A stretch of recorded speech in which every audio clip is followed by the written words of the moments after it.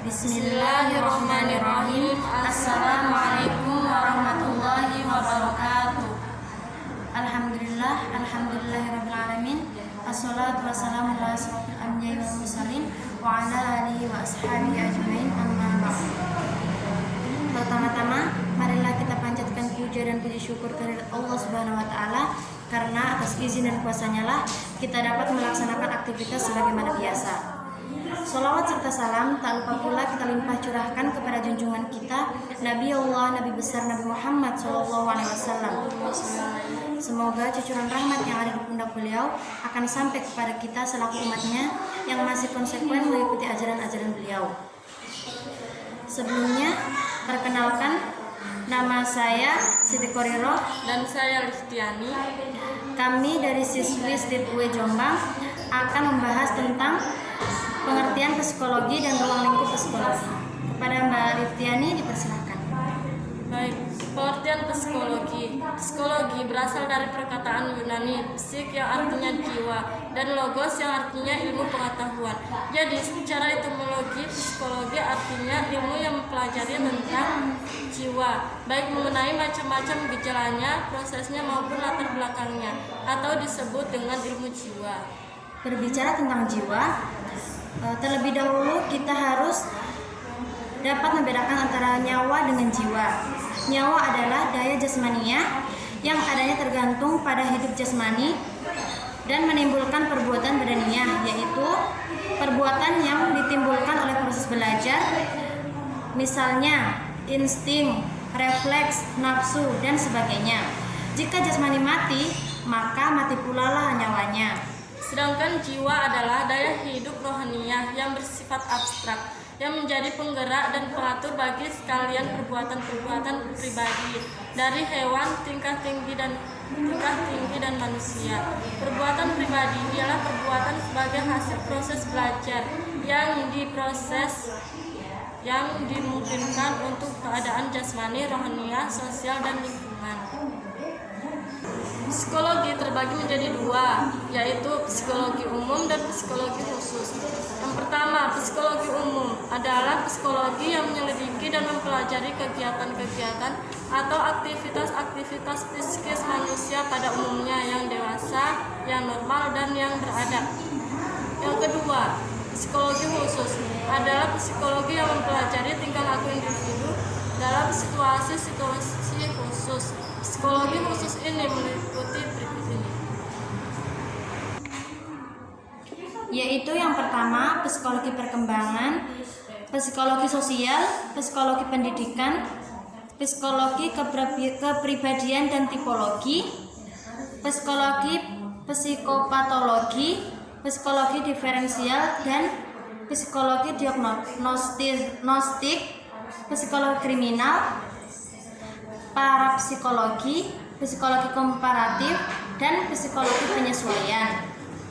Psikologi perkembangan yaitu psikologi yang membicarakan perkembangan psikis manusia dari bayi sampai masa tua. Psikologi sosial yaitu psikologi yang khusus membicarakan tentang tingkah laku atau aktivitas-aktivitas manusia dalam hubungannya dengan situasi sosial. Psikologi pendidikan adalah subdisiplin dari psikologi yang mencari pengertian tentang hakikat dan sebab-sebab dari perilaku dan pikiran-pikiran individu dalam situasi sosial. Psikologi kepribadian dan tipologi adalah psikologi yang menguraikan tentang struktur kepribadian manusia sebagai suatu keseluruhan dan jenis-jenis atau tipe-tipe kepribadian. Psikopatologi adalah psikologi yang khusus mempelajari kegiatan atau tingkah laku individu yang abnormal atau tidak normal. Psikologi diferensial dan psikodiagnostik adalah menguraikan perbedaan-perbedaan antar individu dalam taraf inteligensi, kecakapan, ciri-ciri kepribadian lainnya, dan tentang cara-cara guna menentukan perbedaan-perbedaan tersebut. Psikologi kriminal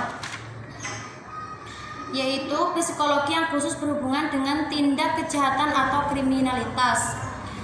para psikologi adalah subdisiplin psikologi yang mempelajari fenomena supernormal dengan alat-alat eksperimen atau alat-alat sistematis lain. Psikologi komparatif adalah psikologi yang mempelajari tingkah laku manusia yang dibandingkan dengan hewan atau sebaliknya. Kemudian yang terakhir, psikologi penyesuaian adalah suatu cabang psikologi yang menggambarkan sejumlah cabang ilmu lainnya. Psikologi perkembangan, klinis, kepribadian sosial, dan eksperimental. Tujuan mempelajari psikologi: yang pertama, memahami konsep-konsep dan prinsip-prinsip psikologi yang mendasari tingkah laku. Yang kedua, memprediksi dan mendeteksi permasalahan-permasalahan. Yang ketiga, menguasai dirinya dan terampil mengatasi permasalahan psikologis di dunia pendidikan. Yang selanjutnya, manfaat untuk mempelajari psikologi yaitu: yang pertama, untuk memperoleh paham tentang gejala-gejala jiwa dan pengertian yang lebih sempurna adalah tentang tingkah laku manusia. Yang kedua, untuk mengetahui perbuatan-perbuatan jiwa serta kemampuan jiwa sebagai sarana untuk mengenal tingkah laku manusia. Yang ketiga, untuk mengetahui penyelenggaraan pendidikan dengan lebih baik.